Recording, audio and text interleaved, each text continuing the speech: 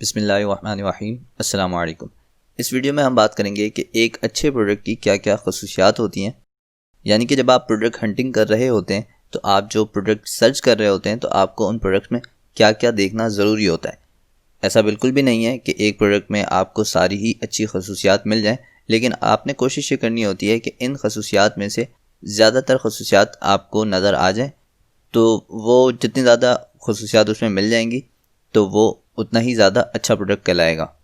तो सबसे पहले एक अच्छे प्रोडक्ट की खासियत में से ये है कि वो नॉन फ्रेजाइल हो और नॉन ब्रेकेबल हो, क्योंकि हम ऐसे प्रोडक्ट को आमतौर पर अवॉइड करते हैं जो फ्रेजाइल हो और आसानी से टूट सकते हो या ज़ाया हो सकते हैं, क्योंकि ऐसे प्रोडक्ट्स के लिए आपको एक्स्ट्रा पैकेजिंग मटेरियल इस्तेमाल करना पड़ जाता है और एक्स्ट्रा टाइम उसकी पैकिंग में लग जाता है उसकी सेफ्टी प्रिकॉशंस के लिए। तो लाजिम है कि प्रोडक्ट जो आप सर्च कर रहे हो वो नॉन फ्रेजाइल हो और नॉन ब्रेकेबल हो। उसके बाद आता है प्रोडक्ट रेटिंग। इस वक्त दराज की न्यू पॉलिसी के मुताबिक जिस प्रोडक्ट की रेटिंग अच्छी नहीं होती उसे बैड फीडबैक के बिहाफ पर पॉलिसी वायलेशन में डाल के लॉक कर दिया जाता है और उससे आपके नॉन कंप्लायंस पॉइंट्स भी बढ़ते हैं।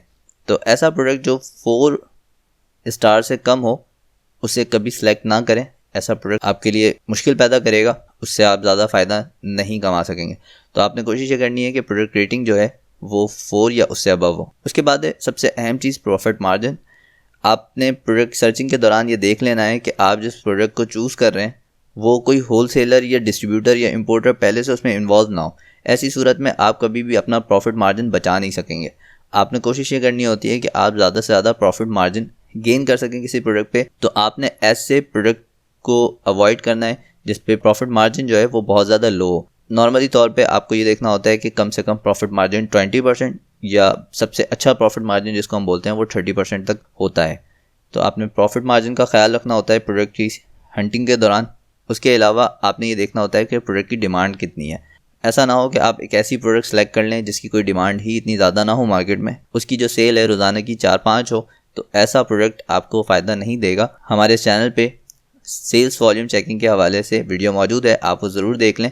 और प्रोडक्ट हंटिंग में इस चीज़ पे भी लाजमी फोकस करें कि वो प्रोडक्ट हाई डिमांड हो, और हाई डिमांड प्रोडक्ट वही होगी जिस पे एक टॉप रैंक सेलर को अच्छी सेल्स मिल रही होगी। उसके अलावा प्रोडक्ट नॉन सीजनल हो, तो कोशिश ये करें कि ऐसा प्रोडक्ट हो जो पूरे साल ही सेल होता हो, यानी कि वो बेसिक नीड से रिलेटेड हो या जिस चीज़ से भी रिलेटेड हो लेकिन वो पूरे साल सेल होता हो। उसके अलावा एक अच्छे प्रोडक्ट खासियत ये भी है कि आप ये देख लें कि इस वक्त वो प्रोडक्ट लोकल होलसेल मार्केट में उसका इनफ स्टॉक मौजूद है, क्योंकि आम तौर पे पाकिस्तान में इंपोर्टेशन के दौरान आपको जो कॉस्ट पड़ती है वो कॉस्ट बहुत ज़्यादा होती है बनिस्बत होलसेल मार्केट की। तो फ़ायदा इसी में है कि आप ये देख लें कि उस प्रोडक्ट का स्टॉक जो है होलसेल मार्केट में अच्छा खासा मौजूद हो। उसके अलावा आपने ये भी देखना होता है कि वो प्रोडक्ट लो वॉल्यूम हो और लाइट वेट प्रोडक्ट हो, क्योंकि अगर प्रोडक्ट का वॉल्यूम हाई होगा तो उस पर शिपिंग कॉस्ट ज़्यादा लगेगी, और शिपिंग कॉस्ट ज़्यादा लगती है तो बायर आमतौर पे उस पर इतना ज़्यादा अट्रैक्ट नहीं हो पाते। वो कहते हैं कि फिर हम अपने करीबी इलाकों से उसको परचेज़ कर लें, क्योंकि शिपिंग चार्जेस जो होते हैं वो आपके प्रोडक्ट के वेट और डायमेंशंस दोनों पे डिपेंड करते हैं, यानी कि प्रोडक्ट वॉल्यूम और वेट पे। तो आपने ये ख्याल रखना है कि जो प्रोडक्ट आप सेलेक्ट कर रहे हैं वो लो वॉल्यूम हो और लाइट वेट हो। उसके अलावा आपने ये भी देखना है कि आप जो प्रोडक्ट सेलेक्ट कर रहे हैं उसमें कोई भी ब्रांड पहले से इन्वॉल्व ना हो, क्योंकि अगर उसमें कोई ब्रांड इन्वॉल्व होगा तो वो ज़रूरी तौर पे दराज मॉल पे मौजूद होगा, और दराज मॉल पे मौजूद होने का मतलब है कि आप उससे फिर कॉम्पीट नहीं कर सकते क्योंकि वो बिल्कुल ही टॉप पे होगा। तो बेहतर है ऐसे प्रोडक्ट को अवॉइड किया जाए जिसमें ब्रांड इन्वॉल्व हो। इसके अलावा सेलिंग प्राइस रेंज भी एक चीज़ है जिसके मुतालिक लोग कहते हैं कि 200 to 500, कोई कहता है 200 to 300, कोई कहता है 100 to 200। तो ये हर बंदे का अपना ओपिनियन है।